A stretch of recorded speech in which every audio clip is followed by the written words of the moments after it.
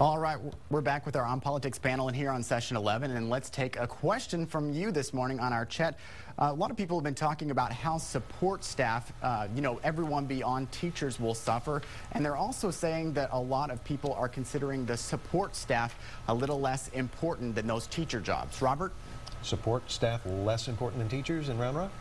I think we're taking a balanced approach where every area, every department is going to have to give some, not only on the operational budget, but also with staff, with an emphasis on protecting teachers and the classroom.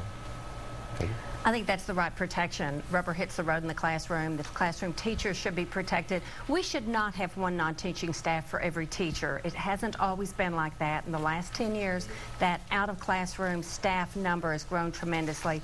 Public education is not a jobs program. Ken? Well, when you say support staff, you're dealing with classified, you're dealing with more than just the classroom supports. You're dealing with bus drivers, you're dealing with custodians, cafeteria workers. And we've worked very hard in the union to make sure that everybody is protected on the campus and that everybody has a level of rights to be able to go through. And we've ensured through AISD that they'll be treated just like the certified through the identification process. And there's even an appeals process, not due process, but an appeals process that's unique in Texas for certified or for classified employees. And this is big talk at the Capitol, I'm sure. Yes, it is. And I think that, the lawmakers are looking for cuts every single place. I think superintendents and unions are having to work together to make these cuts in every single area. And so it'll just be interesting to see how it works out. Have you taken a position on the rainy day fund, the use of that? They need to use it. When you're impacting quality, this is a crisis situation if we were to implement this worst case scenario, and so they've got to use the rainy day fund.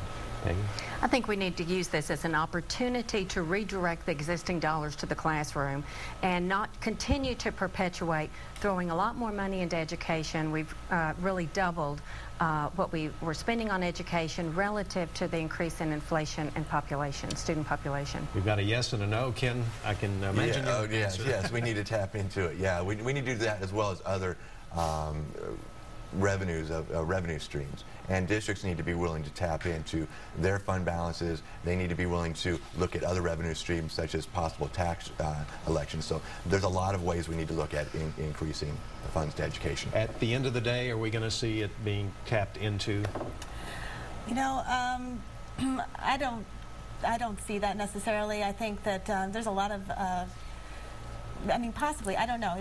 There's just so much on the table this session, but I think that we're also going to be looking at federal money and whether or not that's going to be coming as well. So there's that issue out there, as well as how much money they're going to be getting as a result of increased sales tax revenues. And so there's just so many things playing into the budget right now. I think it's a best guess on anyone's part. Okay.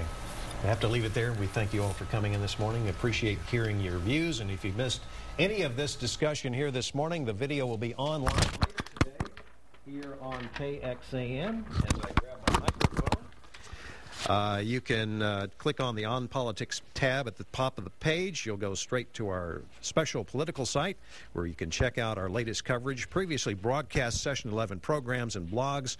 Check it out before next week's program. And now the results of this morning's On Politics poll are in. We asked you to save money. Should school districts offer incentives for teachers to retire early? And 70% of you said yes. And we thank you for participating. And finally, it's Sunday morning, and for millions of Texas families, it's time to go to church. Many inmates in Texas prisons regularly attend religious services behind bars. In fact, the state currently has 121 chaplains on the payroll, but you guessed it, those jobs may soon be eliminated. The Texas Tribune reports under the proposed House budget, the $4.8 million the state currently pays for the prison chaplain program in Texas would drop down to zero. The chaplains do more than preach the gospel. They coordinate about 18,000 volunteers who work with inmates and their families. Those chaplains hope to get the message to Texas lawmakers that money for preaching the word of God to murderers, drug dealers, and thieves is money well spent.